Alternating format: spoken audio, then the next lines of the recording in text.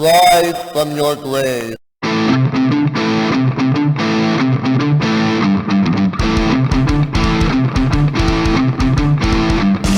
about that? Yeah. Welcome to episode number 7 of the Retro Gaming Roundtable. And before we get started on our topic today, which is going to be our guilty pleasures, our gaming guilty pleasures, let's get started by introducing the rest of the roundtable. So we have Jason from the Kinda Cool YouTube channel. We have Lyndon from the Old School Games and Stories. I was about, man, you had me a little worried there, man. I was wondering where the guns were. Always within reaching distance.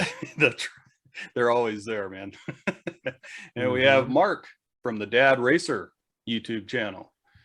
So before we get started on our topic, let's also do our shout outs, our YouTube shout outs. And we'll start with Jason. And then once we're done with that, we're going to also invite you to join our Discord server, which I'll have a link in the description as well. So Jason, do you have a YouTube shout out today? I do. So I'm going to shout out Splatterhouse. It's a smaller channel. And I found him while I was looking through some CRT related videos. And I think he was dropping comments. I said, what's this guy all about? So went to check out his channel. And it's one of those things where you ever find like a video or a YouTuber where you're like, oh my gosh, his collection is curated exactly like mine. You know, like he likes the same things. His console mods are tastefully done. He likes CRTs and PVMs. I like CRTs and PVMs. So I just got a kick out of watching his channel. And it's one of those things where in a world where you can watch videos where you've got a warehouse of stuff where people have like everything known to man, his was more impressive to me because it was so aligned with my interests and kind of how I like to collect and things like that. Really good guy. It's a smaller channel, so it's not super flashy. There's no crazy intros or music. He kind of just starts every video with like, hey, YouTube, here's what's up. 6 PVMs all wired together, daisy chained with real hardware. That's what's up. You know, it's like, oh yeah, that's cool. Awesome. You know, gets right to the point. So check it out, especially if you like, you know, PVMs, CRTs. He's got a big collection of CRTs. That's kind of what he's all about. But he's got a really great game room tour video. Splatterhouse. Go check him out. And that's my great shout out. That's my pick for the week. Great you got anything down there, Lyndon? Yeah, I got a channel called Classic Game Sessions. A really knowledgeable guy. Does a lot of gameplay videos with PC games and a lot of old school systems. You never know what you're going to see there. And he puts together a lot of great videos doing the evolution of franchises. He's done the Mega Man games, the Final Fantasy games. He's done one recently on Commodore computers where he just goes through the years and shows and talks about the evolution of the franchise. Awesome. Pretty cool, pretty interesting stuff. So go check that out. Again, that's Classic Game Sessions. Mark, what you got over there, man? For this time shout out, we're going to go with Chicago Retro Gamer. This is a channel I happened upon not too long ago. I'm like, I'm a Chicago guy, you know, I got to check this guy out. Little did I know he happened to move to California, but that's okay. That's okay. I'm really enjoying his videos where he, you know, most recently he's given a couple tours of some kind of barcade type places in the area. Very interesting. I'm always, you know, fascinated by that stuff. Arcades are gone, so that's all we have left. And it's nice to see stuff like that popping up again. Also, he's done some talks recently about his love for Metroid with the new Metroid Dread game coming out. I personally need to still join the 21st century. So it's nice to kind of live vicariously and, you know, see people's take on this game, especially his. So once again, that's Chicago Retro Gamer. How about you, Joel? Yeah, good channel. Yeah, great shout outs, guys. And actually, I've watched every one of those channels. Great. So my shout out is going to be Retro Reminiscence. And we will have a link to all these shout outs in the description, but he's been commenting on my videos and vice versa for quite a while. And he just kind of got on and was giving me some really good comments on my last Sega Genesis video. And so we had a good exchange and I've watched his videos. You know, one of the things that I look for when I watch a retro review, and well, there's two things I look for, entertainment and informative. So You go over and watch his weekly rental series, and he does some really good game reviews, does some good pickup videos, and he's informative and he's entertaining. So there you go. All right. So we also want to invite everybody that watches this video to join us in our Discord server. We have some great conversations going on in there. Man, just hop in, say hey, you know, and start talking to us. One of the guys that really keeps us entertained is John Ingalls. So if you get in there, you'll be able to talk to him too. We've always got something going on, and man, he's always got something, man. It's very entertaining. We have a lot of fun. So, you know, join us. It's great to communicate with like-minded people. So, all right, man. So today's topic, guilty pleasures. And we're going to admit our guilty pleasures to you today. So, Jason, we're going to start with you. And if you want to give your first guilty pleasure, we're going to give 2 of them. And then after that, we're going to go into the lightning round pop quiz. So, yeah. Jason. Yeah, I'd be glad to. So when I think guilty pleasure, I know it can mean different things to different people, right? So when I think guilty pleasure, I think of a game that's just either bad, you know, terrible, generally not fun. The consensus is it's not a fun game or not a good game, but you like it for some reason, right? So just getting that definition out of the way, I'm going to give you my first one up, and that's The Legend of Kage on the NES. And, you know, when I was a kid, I called this The Legend of Kage. And, you know, we didn't know our Kages from our Kages and our Gaidens from our Gaidens, and it didn't matter, right? It was still cool. But anyway, Legend of Kage, Legend of Kage, whatever you want to call it. It's kind of a side-scrolling / vertically scrolling platformer with, you know, it's ninja based, so it's like kind of like a Ninja Spirit or a Shinobi or something, but nowhere near that quality, right? Don't be confused with that. There's a couple things that kind of keep this from being like a great game, and one of them is it's an up to jump game. I know a lot of people don't like up to jumps, right? They want a button and things like that, and I get it, I understand. But it's an up to jump game, and you've got a melee weapon on one button, and you've got kind of like a throwing star on the other, and those are kind of your main, you know, gameplay inputs, right? But when this guy jumps, he can jump, right? He can get some air. So you're kind of jumping through the trees and things like that and kind of latching onto him. And that's your first stage. And it kind of leads to kind of one of the weaknesses of this game. There's really only 4 stages of this game, and they're pretty short, you know?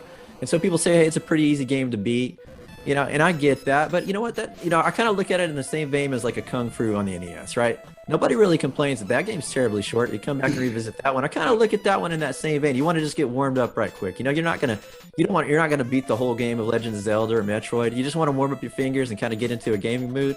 Legend of Kage does that for me. I find myself queuing that up as one of the first ones I play sometimes. It's not a good game. Admittedly, it's not a good game. It's got a lot of warts, got a lot of flaws, you know, but it's one that I personally like. It's a guilty pleasure of mine, right? So, but yeah, that's mine. I mean, you'll probably see it. You can pick this game up for $5 to $7, and that's one of the things where when I was a kid, I didn't know this was known to be a bad game. I think it was one of those ones you kind of knew was on the bubble. But when I started becoming a retro gamer, I was like, man, Legend of Kage for $5 to $7, I'll pick that up all day long. And I realized, man, you're gonna keep them because nobody else wants those, right? So anyway, I kind of learned that was a bad game, and that's okay. You know, that happens sometimes. Sometimes with the hindsight of playing games for 20 additional years, you're like, yeah, man, I don't know what I was thinking loving that game, but I do, you know. So Legend of Kage, my guilty pleasure on the NES. That's my first game up. So, Lyndon, you got a guilty pleasure game you want to talk about? Oh man. So I consider the guilty pleasure game a game you're almost embarrassed to tell anybody about. And I can't believe you're doing this to us, Joe. Got to get it out, man. So mine. Do I have to? All right. So mine's going to be Daydreaming Davey. So like Jason there, I'm not going to sit here and try to tell you this is a good game because it's not. But what had happened was, you guys know, I love the Zapper. Love Zapper games. Made it a point several years ago to get all of the games, at least the licensed games, that use the Zapper. This is one of them. Although it barely uses it. So when I started doing the YouTube thing, I thought, well, I love the Zapper games. I got to figure out a way to record that. So I did. And I made 2 or 3 of the videos with duck hunt, of course, Barker Bills. And I said in one of them, I'm going to do them all. And then I got to thinking later after I said that, it's like, man, there's 2 or 3 of these that I don't really know much about. And I've never even gotten to the part that uses the light gun, because some of them are multifaceted. You got to do several different things before you can get there. And Daydreaming Davey was one of them. And I can remember when I got it, putting it in, thinking, no. I was like, I just wanted it because it was a light gun game. I've got it. There it is. I have all of them. There they are. So in order to do the video, I had to practice it to even get to the part that uses the light gun. And in doing that, I kind of like this. But it's kind of an exploration game. I love exploration games where you wander around. You got to go over here and get this item so you can get back through over here. You get a little ways into that, get something where you go back over here. I like that kind of thing. And this is one of those games. Although the hit detection and the animation is not great, but it's one of those things when you get used to it, you figure out how to play it.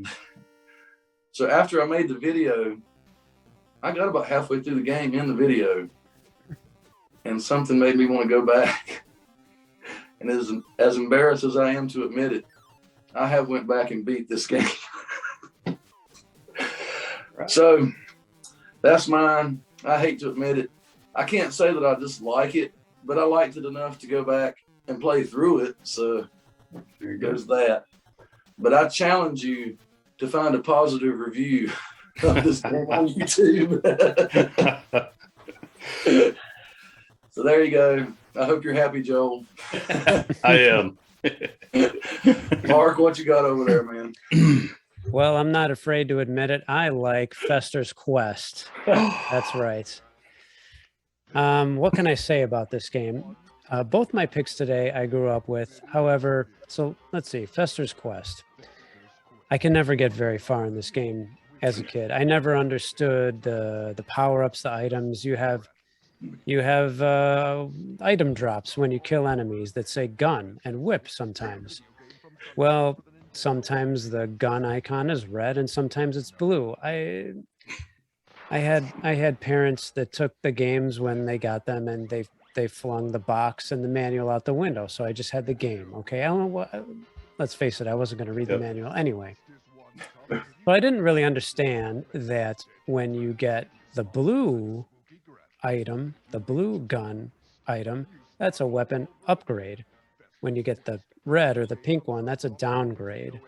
So half the time you're trying to dodge, you're trying to rip through these enemies, but you got to be really careful not to hit one of these red icons or else, you're going backwards. There's like, I believe 8 different levels of the gun. So you got to be really careful. Once you're fully powered up, you can make some progress on this game.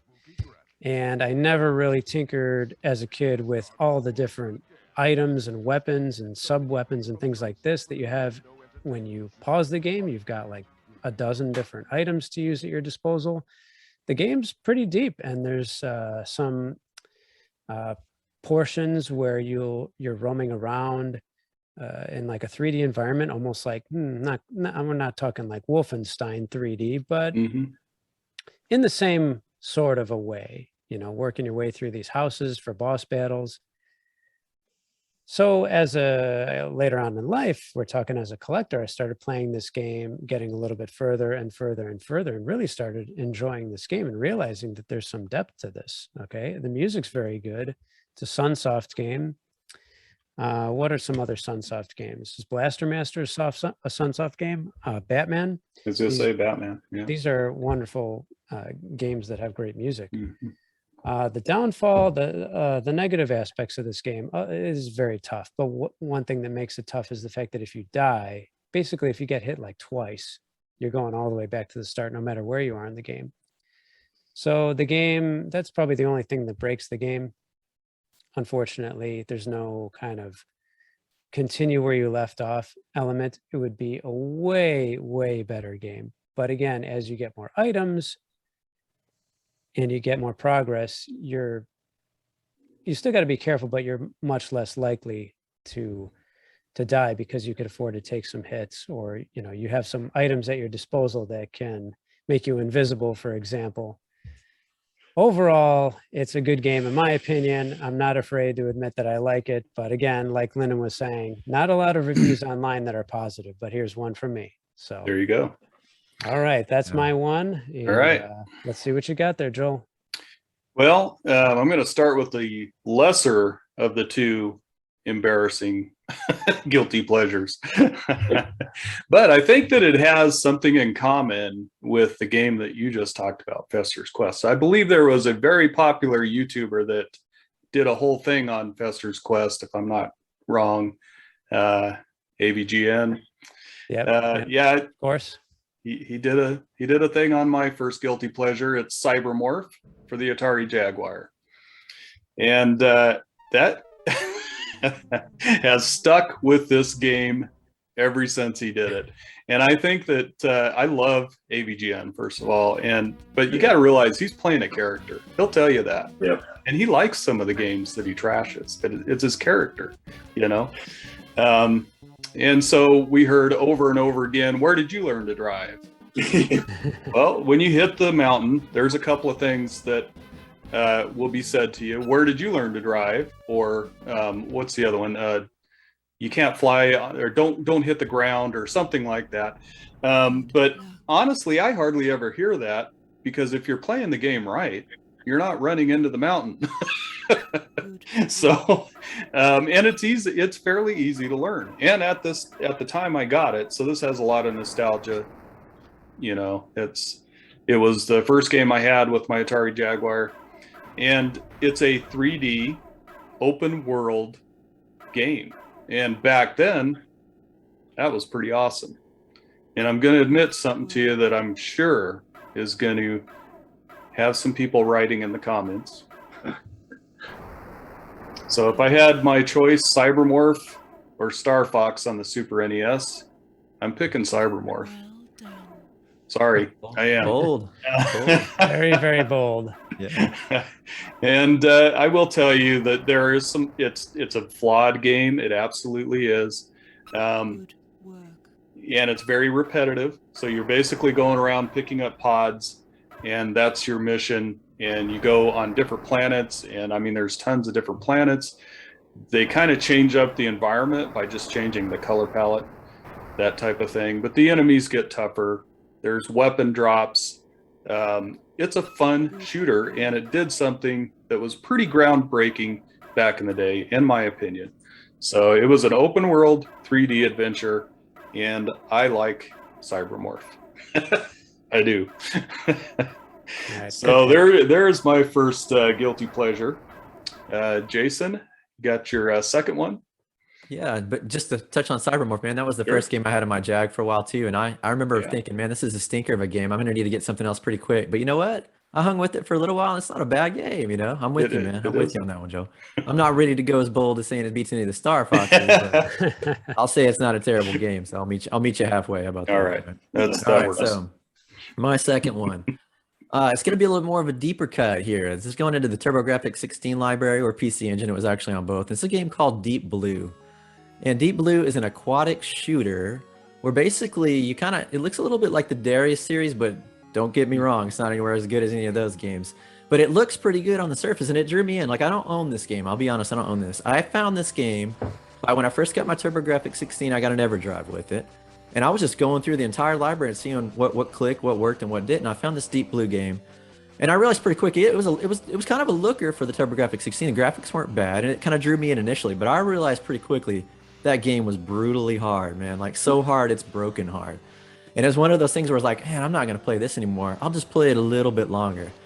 And I did. It just kind of there's something about it that drew me in. It became a guilty pleasure. So this game is broken in so many different ways. It's so hard. It's probably one of the hardest shooters I've ever played. Just from the first level, you're an aquatic shooter. You're underwater. I guess the story is that the aliens are going to take over the world, and they're starting with the oceans. I don't know, right? So you're in a little submarine that looks like an angelfish, right? And you're taking all these enemies, and they're coming at you at angles, like diagonals. They're getting underneath you, coming straight up. They're getting above you and going straight down. They're using all these dirty tricks in the book, right? You've got 3 essential power-ups. I think you get one later in the later levels, and none of them are any good. and they all shoot straight forward. So I'm talking about, you got guys coming at you at angles up and down, and your little pea shooter, it can be mildly upgraded. It only goes straight ahead of you. So half the time you spend trying to avoid the things that are coming rather than engage them in actual battle, right? Is that the kind of shooter you want to play? Normally you'd be like, no, heck no, I wouldn't play anything like that. But there's something about it that's so terribly broken and hard that I want to get good at it. I want to come back for more.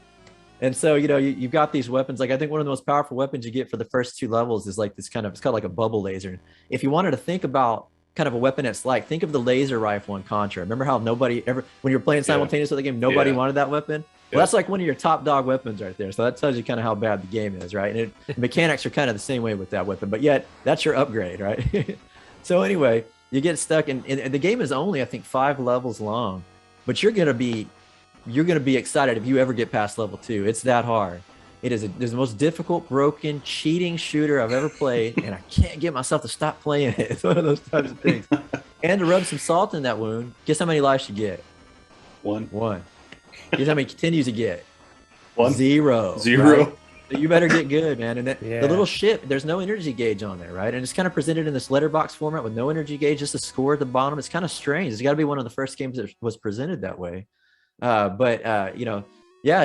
just one of those ones. I keep coming back to it, keep trying to see if I can get good at it. I don't think I've ever gotten past that 2nd level boss, but I watched some stuff online to see, kind of try to cheat it to see what some of the later levels like, just to see what it was like. And maybe someday I'll get up there. I don't know. But anyway, that's it. It's Deep Blue on the TurboGrafx 16, and the PC Engine is my second guilty pleasure of the night tonight. Nice. Wow. Lyndon, you got another one then? Brutal. Yeah, I'm going to stay with the NES here. This is a game from Konami. Now, this one's not as hated as much as Daydreaming Davey. I don't know that this one would be quite 50-50. I think the minority would be with me a little bit on this one, but a lot of people do not like it. And speaking of the great one, him and his buddy Mike, that show they used to have on Mondays, did a video on this, and it was the longest one they ever did. And neither one of them liked it. And that's Goonies 2. Like I said, a lot of people don't like this, but I love this game. This is one of my favorites for the NES. I would put this in my personal top 10 favorite games for the NES. Now, am I very nostalgic for it? Yes. Love the Goonies movie. My neighbor down the street had this as a kid, and I remember several late nights us sitting up, wandering around in this game, trying to figure out how to beat it, and we never did. And when he moved when we were kids, I was able to trade with him and get it from him, and I kept it for years and never beat it. And then, of course, when I was a dumb teenager, I sold all my Nintendo, Super Nintendo stuff, just about all of it. And when I started collecting again, this is one of the first ones I got back. I've got to have that back. And as an adult, I had to sit down and beat it. And I love this game. I played through this quite a bit. I can beat it in about an hour. I know it that well. Wow. And it's a long game. But I get why people don't like it, because it is very big. The map can be confusing with the front and the back and getting turned around. A lot of people don't like when it goes into that first person, almost point and click, like Shadowgate or something, where you're in the rooms and you're moving around. I get why people don't like it, but I've learned exactly what to do and what not to do, so that helps a lot. So I don't know why people don't like this one, because it controls really good. When you're in the side-scrolling part, man, the controls are great on this. Yeah, the first person is a little iffy, but what are you going to do? And I've seen a lot of people talk about this, and I didn't realize this as a kid. A lot of people, when they were kids, did not know why this was Goonies 2. Thought it was either a sequel to the movie or something like that. They didn't know why. I never had that problem, because at the campground in the arcade, we had the Play Choice 10 that had the Famicom Goonies game on it. We had that when I was fairly young. I was probably about 10 when we got that. I think it was one of the first Play Choice 10 games we had. So I never questioned why it was called Goonies 2. I always knew. I didn't know till later that a lot of people had no clue why this was called Goonies 2.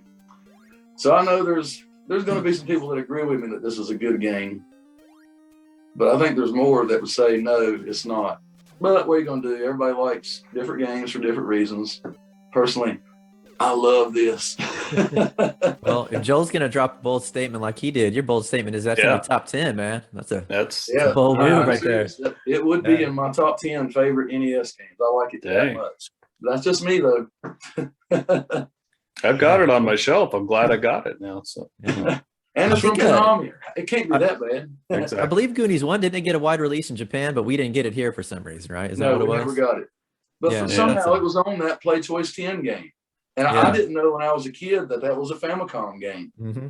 I don't remember ever seeing that in an arcade by itself. I only remember seeing it on that Play Choice 10. Yeah, I remember them, somebody from official means trying to kind of sell that was a sequel to the movie too. I don't think that was just like playground rumors. I think that there was something to that, you know? So I don't know why they did that, but I think I remember that being a thing. So yeah, kind of strange. I was like, cool, we got a sequel to the movie on a video game, you know? Not quite. Yeah, not quite. Yeah, exactly. What's this mermaid? What's this mermaid doing? Yeah. Mark, what do you got over there, man? Boy, when you first said Konami game, I was thinking, you know, Adventures of Bayou Billy or something like that. You know, that's a Konami game that's not so great, right? Zapper game though, so there's that. But yeah, got to check out Goonies too, I think. Well, here's a game. First of all, who doesn't love Karate Kid, right? We're talking about the movie. Well, I happen to like the game very much so. Again, a game that I had as a kid. However, there's 4 stages in this game. You start out and you're in the karate tournament, then you go and you're like, the next stage is like Karate Kid 1. And now the second stage, now you're in Okinawa. Okay, so you're kind of taking a tour of Karate Kid theatrical in this 4 stages. The reason I like this game, I can never get past the first stage as a kid, but again, I revisited later, much like I did Fester's Quest. The reason I like this game is because it's a quick playthrough nowadays. 10 minutes, 12 minutes, can get through the game, no problem. Wow. Of course, you guys won't know that, but you're going to see a little snippet there in the corner. But Joel will know that because I sent him my entire playthrough. So Joel, you get to enjoy that. But it's a fun game. I mean, in my opinion, yeah, there's parts that are unfair. You mentioned AVGN. Of course, he does his bit about it many, many years ago. You get knocked around a bit, and there's some times when you're like a human hacky sack getting tossed in between enemies, and then eventually you fall into the water, and that does happen. But again, you got bonus stages where you can get all these upgrades. You can get, you can accumulate more crane kicks or the drum punch it's called for extra power, and you can just tear through enemies, no problem. It's one of those games where, if I look at my watch and I'm like, oh, I got like 15 minutes, I could just pick up Karate Kid and I could, feel like I accomplished something. I beat a game in this time, whereas if I had something like 4 hours, maybe I would sit down with Super Mario Brothers 3 or something like that, or whatever the time. Do you ever do that? Oh, I got 20 minutes. I can rip through Contra or something like that. This is a very short, quick game, and it's you get a big sense of accomplishment beating a game in 10 minutes, right? So that's what this one does for me. Karate Kid, again, not afraid to admit that I like it. There you go. All right. Well, I'm going to stay with Atari, but it's not going to be a Jaguar game. And this game, admittedly, is bad, and that's PacMan for the Atari 2600. If you were to do a side-by-side of the arcade and this game, you would see that it resembles, and maybe it's Pac-Man, I don't know, but it is nothing compared to the arcade version of the game. However, it's like a lot of the games on your guys' list too. Nostalgia kind of makes you like a bad game. So, Christmas season. And my first Atari 2600 game, Pac-Man. And you know what? When I was playing it back then, I played Pac-Man several times in the arcade. Sit down on the sit-down arcade table at Pizza Hut and played it a lot. man, I had a blast with PacMan on the Atari 2600 that season. So it was a pretty big deal back then. And, you know, the rumor is, and I found some stuff on this. The rumor is that it was in demo mode. It was not finished, but they wanted to get it out. And so they shipped it. Basically, it was a demo. And if you play Miss Pac-Man on the Atari 2600, a lot of those issues are fixed, and it's a really good game. So if they would have took a little more time, and of course there's the hacker community out there who have fixed the game.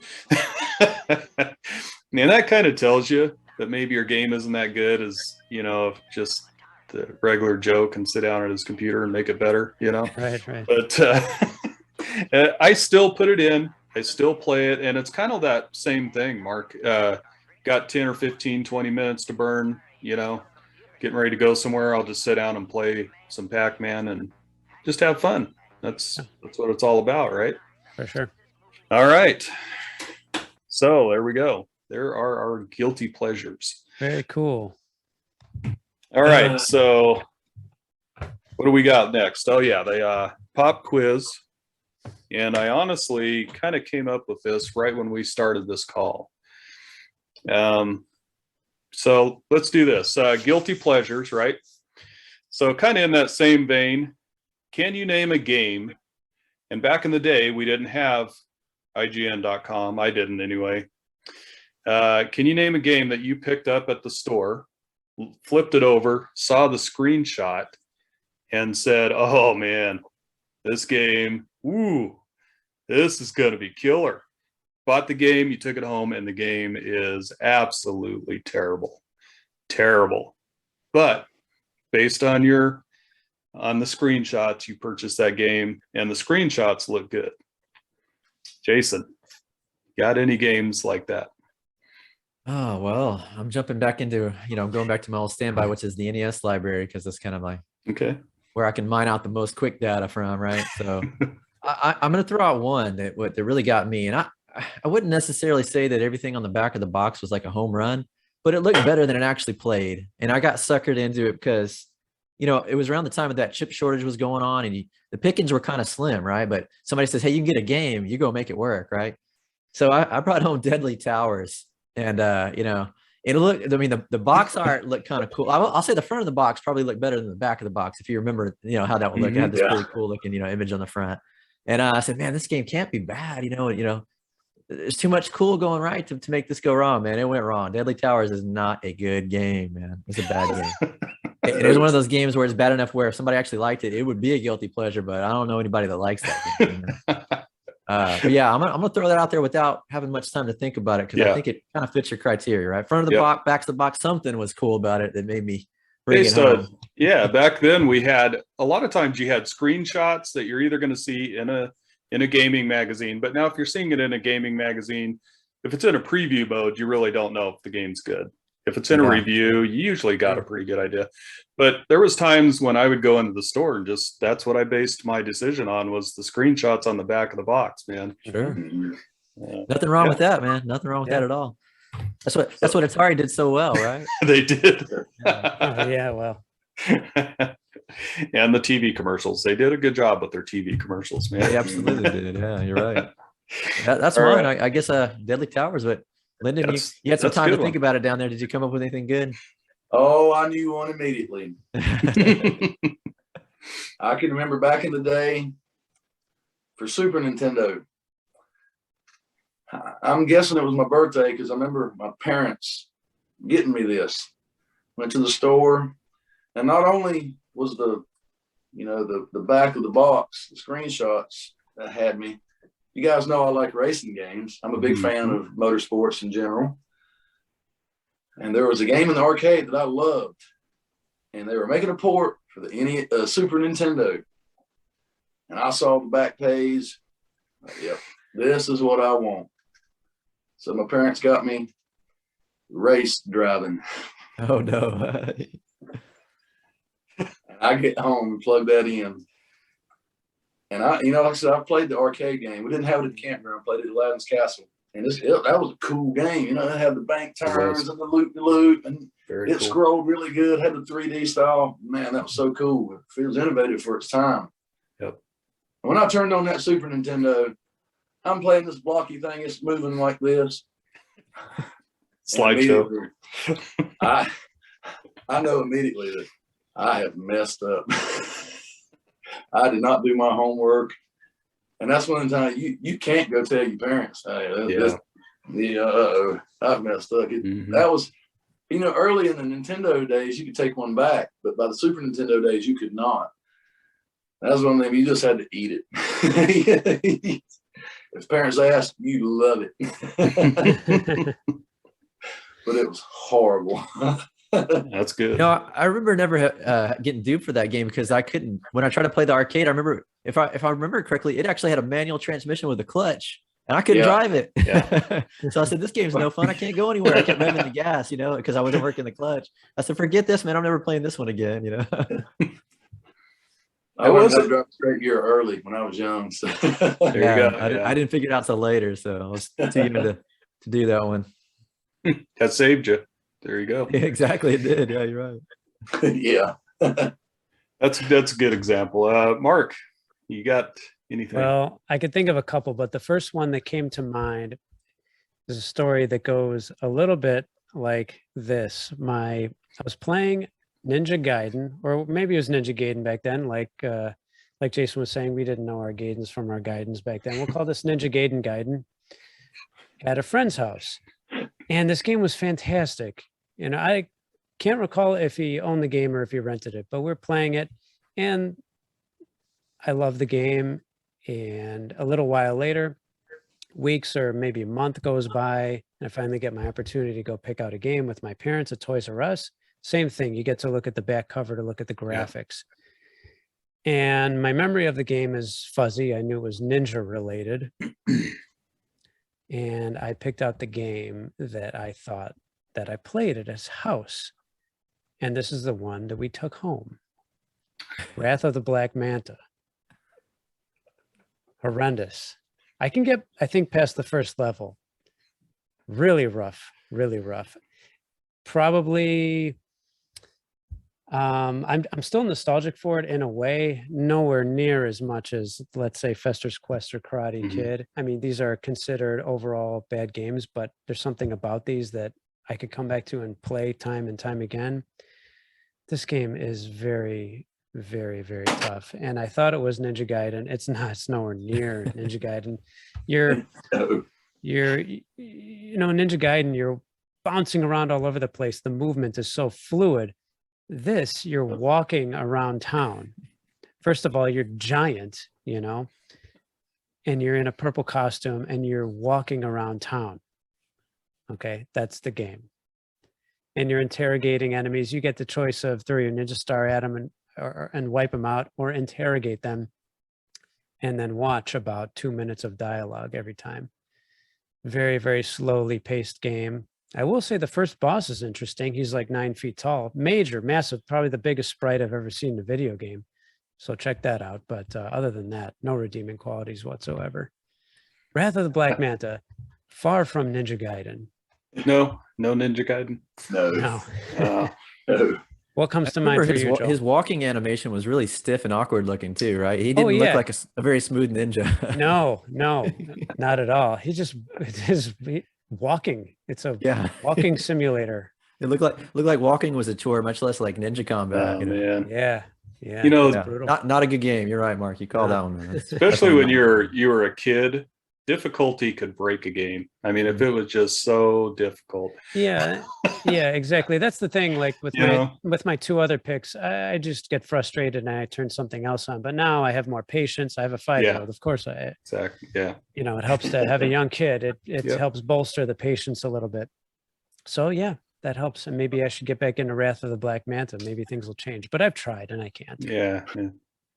Don't do that to yourself. Yeah, you put in your time over series of decades, man. I think you're good. Be good to yourself. Yeah, maybe I will. Well, what comes to mind for you? Well, it would be a game that is currently in Jason's library. Jason has this game. I sent it to him as a bonus game, and you should be very thankful for that, because it's probably the worst game I've ever played in my life. It's called Sword of Sodden. And it was one of those, I'm sure that it was a cardboard box EA Sega Genesis game back, the original Madden. I've got it in complete in box over here, but it was a cardboard box. And I just remember I drove at least 90 miles out of town to get a game. We live in a very small community. And I looked at the back there, and there's these big sprites. Man, those big sprites, they always seem to sell you on a screenshot, and then you actually play the game, and it's, oh my land. Like you said, a chore to walk. Seriously. And completely difficult, and I'm not difficult in a good way. No, difficult in a cheap, ridiculously cheap way. It's starting to make me mad just talking about this game. But I got it home, and it also uses the very same sound that PGA Golf for the Sega Genesis uses.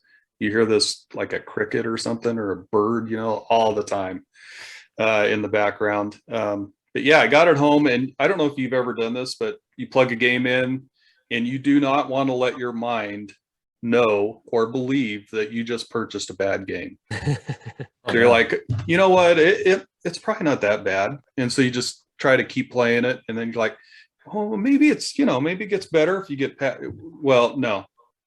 There was that point that I reached, and I said, you know what, I don't want to ever play this game again. And that's Sword of Sodden for me. So there you go. When you think about it, Joe, like you said, I mean, you got basically games were like 40 something, almost $50 back in the day. And that's, that's going back in the day. And then coupled with, I think somebody mentioned the fact that the return policies were basically like only for the same game, right? Yep. So you knew if you brought that lemon home, you were going to have to ride it out, Yeah.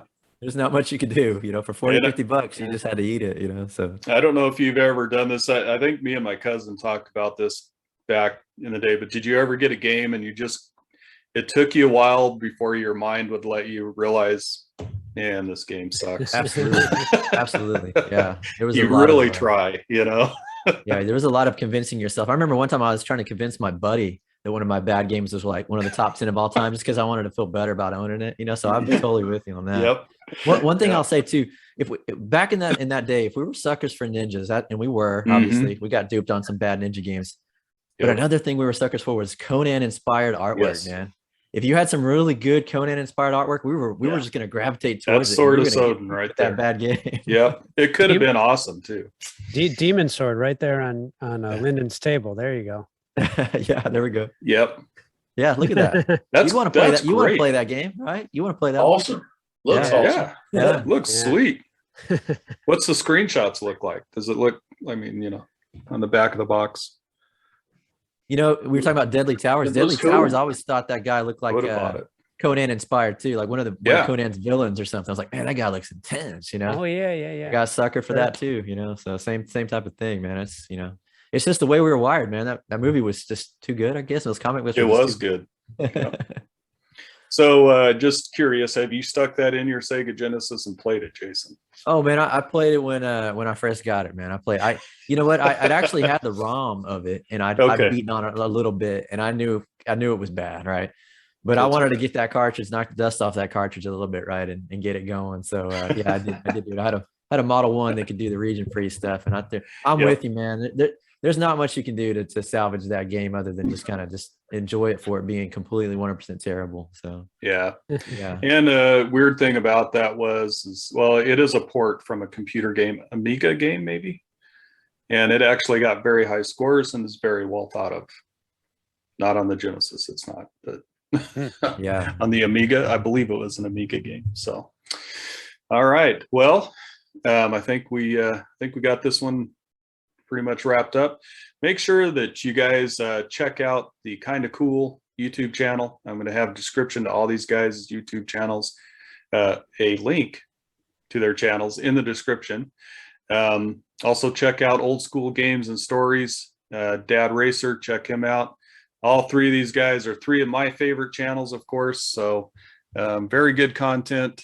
and just fun to watch. So there you go. Thanks very much.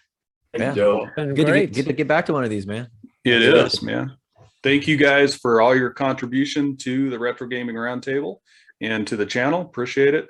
And I hope you guys have a great and safe rest of your day. But I also want to remind you one more time, Discord server. We're out there, man. Come in and talk with us and talk with some retro gamers who, think kind of the same way. So Yeah, we got a good community going out there. we do. Yes, we do. It's a lot of fun. So make sure and check that out. The link will be in the description. So you guys have a great and safe rest of your day.